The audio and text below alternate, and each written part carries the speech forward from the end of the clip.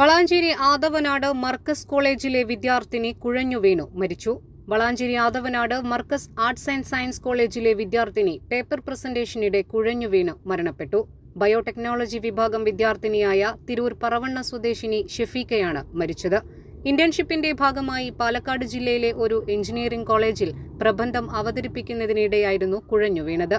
ഉടൻ തന്നെ സമീപത്തെ സ്വകാര്യ മെഡിക്കൽ കോളേജ് ആശുപത്രിയിലെത്തിച്ച് വിദഗ്ധ ചികിത്സ നൽകിയെങ്കിലും ജീവൻ രക്ഷിക്കാനായില്ല.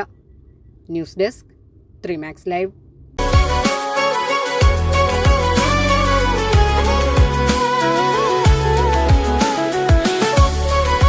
മനസ്സിലുണ്ടോ? MXലുണ്ട്. MX വെഡിംഗ് സെന്റർ ഇനി വളാഞ്ചേരിയിലും.